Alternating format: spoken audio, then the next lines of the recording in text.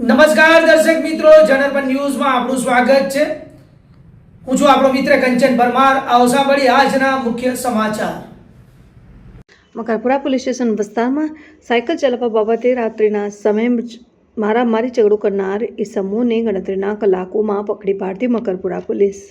મકરપુરા રાત્રિના આશરે 11:30 વાગ્યાના સુમારે મોજે તરસાલી શાક માર્કેટની સામે આવેલ દિવાળીપુરા સ્લમ ક્વાર્ટર્સ ખાતે એક છોકરો ઝડપથી સાયકલ લઈ જતો હતો. તે બાબતે ઠપકો આપતા એક જ શેરીમાં રહેતા પાડોશીઓએ સામસામે બોલાચાલી ઝઘડો તકરાર કરીને મારામારી કરેલા બાબતનો સામસામે મકરપુરા પોલીસ સ્ટેશન ખાતે ગુનો રજીસ્ટર થયેલ. સીધા માર્ગદર્શન હેઠળ અલગ અલગ ટીમો બનાવી હ્યુમન સોર્સ અને ટેકનિકલ સોર્સ આધારિત સદર બંને ગુનામાં સંડોવાયેલ તમામ આરોપીને ગણતરીના કલાકોમાં પકડી પાડી આગળની કાયદેસરની કાર્યવાહી કરવામાં આવેલ. મકરપુરા પોલીસ સ્ટેશન ખાતે નોંધાયેલ ગુના મુજબના આરોપી અનવર ઉર્ફે અન્નુ ઝકીર હુસેન દિવાન, જુનેદ કાઠિયાવાડી, સુલેમાન પઠાણ.